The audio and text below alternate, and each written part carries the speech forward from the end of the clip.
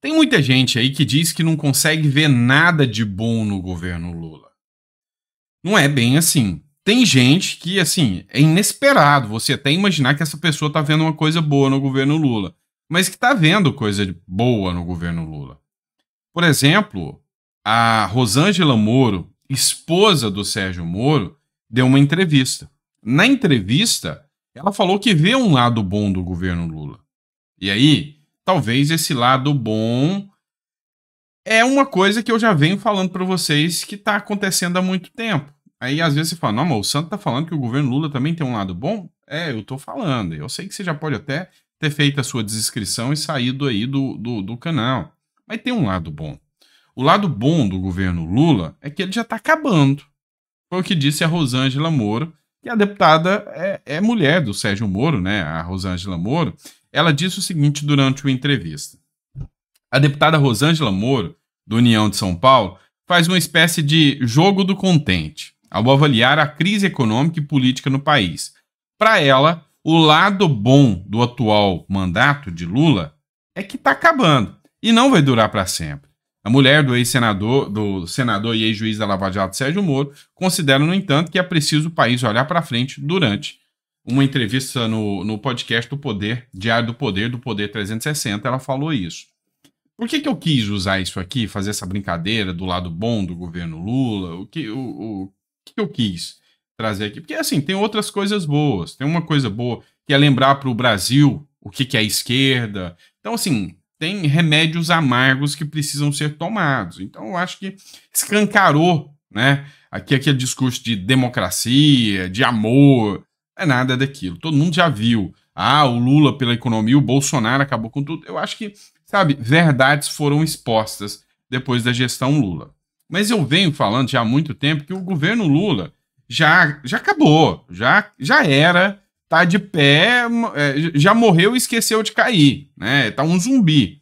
Por quê? Um dos pontos que eu falo que um governo já vai de mal a pior é quando a revista Veja começa a criticar. A revista Veja ficou um ano passando pano, somebody love com Lula, mas quando eu começo a ver a capa da Veja, ainda mais nesse déjà vu, ou seja, o governo Lula é exatamente aquilo que a gente viu em 2002, depois a gente viu no segundo mandato do Lula e ainda com pitadas de Dilma Rousseff. Então, é óbvio que quando a Veja começa a falar, abra os olhos e veja. É porque o governo já é bola fora, já, né? E aqui ela critica a rejeição da medida provisória. Ó, a rejeição da medida provisória pelo setor produtivo, né? Engraçado, eu vou até fazer um comentário sobre isso. E pelo legislativo, colocou toda a agenda da economia na berlinda. Que agenda da economia? Não tem. Não tinha plano B. Não tinha o que fazer. Ou seja, o governo já era, tá? Minguado. Vocês entenderam isso? Né? Já era. E aí é interessante a gente começar a analisar tudo isso que está acontecendo, né? Esse contexto aqui do governo Lula derretendo. Por quê? Porque tem muita gente da oposição que está comemorando. Mas a base do governo também está insatisfeita. Olha só a matéria do Conexão Política. O líder da base governista expressa insatisfação com o governo Lula.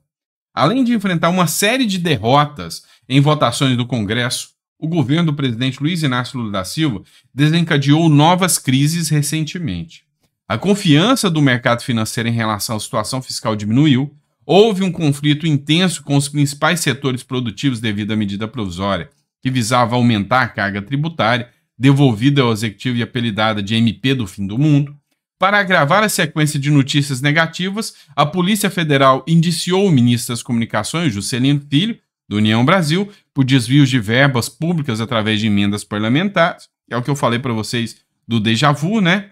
Esse panorama reconhece os próprios articuladores do Palácio e do Planalto.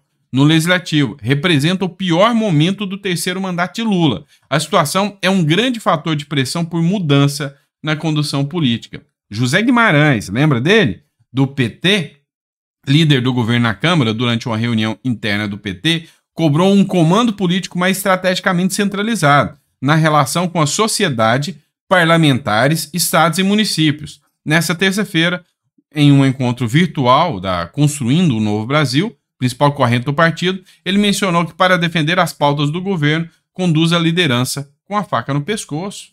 Ou seja, ele já falou que já está fadado ao fracasso. O governo Lula não fala com os municípios, não fala com a sociedade, não fala com o eleitor, carreira, não fala com o Congresso.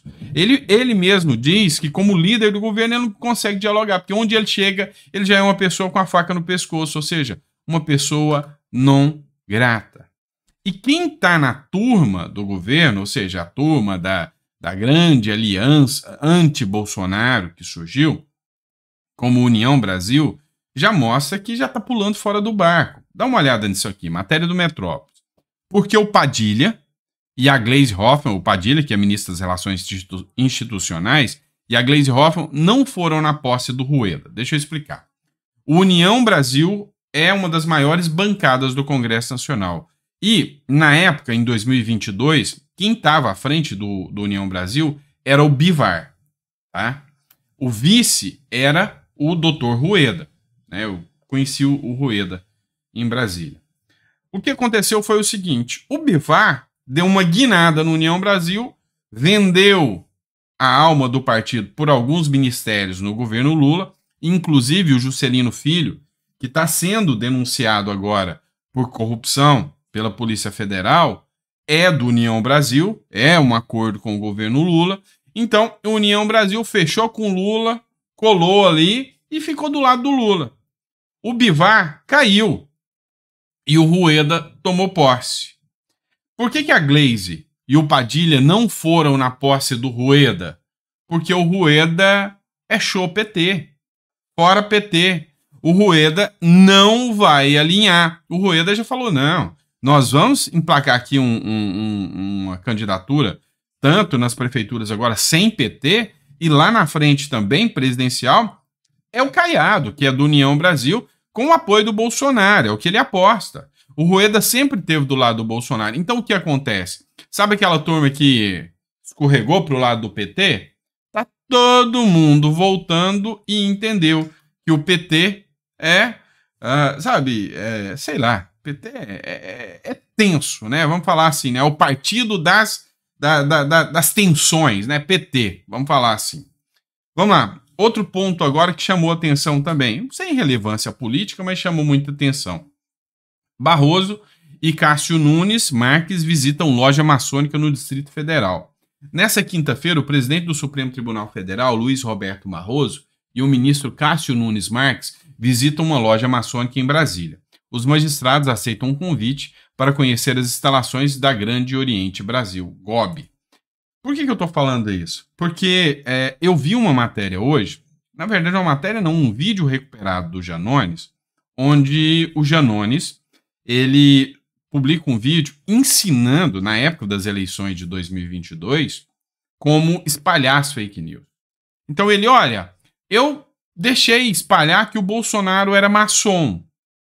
Mas eu não disse que o Bolsonaro é maçom. Dizem por aí que o Bolsonaro é maçom. Então, assim, hoje, a mídia batendo de frente, a mídia está vendo o que está acontecendo e a própria mídia está levantando de novo a possibilidade, olha, tem um gabinete do ódio do governo lá e esse aqui é bancado com o dinheiro do governo. Antes, eles falavam que tinha um gabinete do ódio, mas era cada um por si, era cada influenciador por si. Eu mesmo vi vários nas redes sociais, na internet. Então, assim, cada um... o simples fato de não gostar do PT e da esquerda era gabinete do ódio, né? Agora não. Agora o gabinete do ódio é coordenado mesmo para espalhar desinformação, para queimar reputação, para ir contra aqueles que são críticos do governo. Pois bem. E aí? Chegamos ao final do vídeo. Concorda com a Rosângela Moro? Acha que a parte boa do governo é que ele já está acabando? Ou você